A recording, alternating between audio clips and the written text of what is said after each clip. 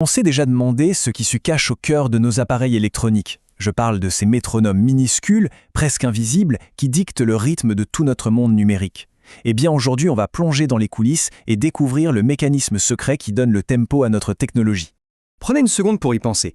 Qu'est-ce qui peut bien orchestrer ce clignotement lent et régulier de la petite lumière sur la télé, ou au contraire cette décharge d'énergie hyper soudaine et intense d'un flash? Non, ce n'est pas de la magie, c'est de la physique et c'est d'une élégance assez remarquable. En fait, la clé de ce mystère, c'est tout simplement l'association de deux composantes électroniques très basiques, mais ensemble, ils forment une équipe capable de mesurer le temps, que ce soit une milliseconde ou même plusieurs minutes. Alors faisons connaissance avec nos deux protagonistes, le fameux duo RC. Pour bien comprendre comment il fonctionne, on va oublier l'électricité un instant, imaginons juste qu'on est en train de remplir un seau avec de l'eau. Et voici nos deux acteurs. D'un côté, on a la résistance, qu'on appelle R, c'est notre contrôleur de débit. Imaginez que c'est un tuyau. Plus le tuyau est étroit, plus l'eau coule lentement. De l'autre côté, on a le condensateur, ou C. Lui, c'est notre réservoir d'énergie, notre seau. Plus le seau est grand, plus il peut stocker d'eau ou d'énergie, et donc plus il met de temps à se remplir. Ces deux-là, ensemble, forment ce qu'on appelle un circuit RC. Bon, alors comment ce duo arrive à créer une minuterie? Tout commence avec la première phase, la charge. C'est le moment où on remplit notre réservoir. C'est simple, on branche une source d'énergie, disons une pile, et on ferme l'interrupteur. Le courant veut circuler, mais il est immédiatement freiné par la résistance, notre tuyau. Il commence alors à remplir tout doucement le condensateur, notre seau. Et regardez bien ce qui se passe. La tension, l'énergie dans le condensateur n'arrive pas d'un seul coup, non. Elle suit cette courbe très douce. Au tout début, le seau est vide, donc il se remplit très vite. Mais plus il se remplit, plus le débit ralentit, jusqu'à ce qu'il soit complètement plein. C'est une montée en puissance qui est totalement contrôlée et prévisible. Alors oui, les physiciens décrivent ça avec une équation qui peut paraître un peu barbare, mais il ne faut pas se laisser intimider. Ce qu'il faut retenir, c'est pas la formule, c'est juste que ce processus de charge n'est absolument pas aléatoire. Il est parfaitement prévisible. Et c'est cette prévisibilité qui est le fondement de notre minuterie.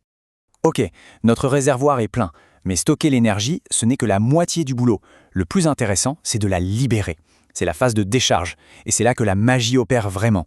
Maintenant, on fait l'inverse. On débranche la pile.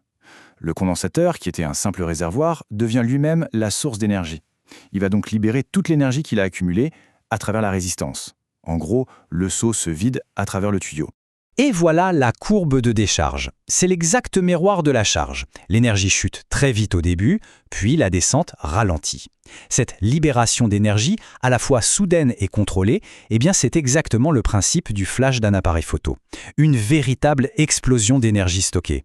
Charge, décharge, c'est bien beau tout ça, mais comment on obtient une minuterie précise?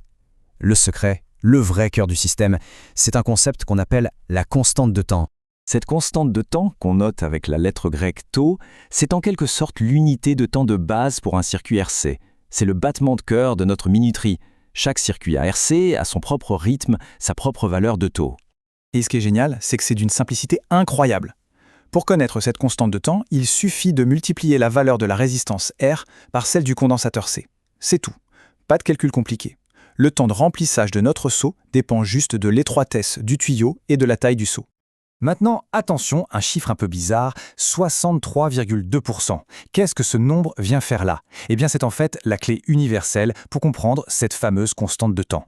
Et voilà le point crucial. Peu importe la résistance ou le condensateur choisi, après une durée égale à une constante de temps, le condensateur sera toujours chargé à exactement 63,2% de sa capacité maximale. C'est une règle de la physique, c'est comme ça.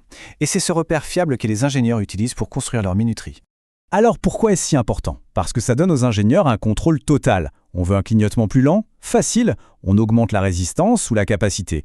On veut un délai plus long avant que quelque chose se déclenche? On ajuste ces mêmes valeurs. Rien qu'en choisissant R et C, on peut concevoir des circuits qui créent des retards, des impulsions rythmées ou même des oscillations. Le clignotement d'une LED, la minuterie du micro-ondes, tout ça, c'est basé sur ce principe tout bête. La prochaine fois qu'un voyant clignote ou qu'une fonction de minuterie s'active, on saura que derrière se cache très probablement ce duo simple mais tellement puissant, une résistance et un condensateur, qui remplissent et vident silencieusement leur petit réservoir d'énergie pour marquer le temps.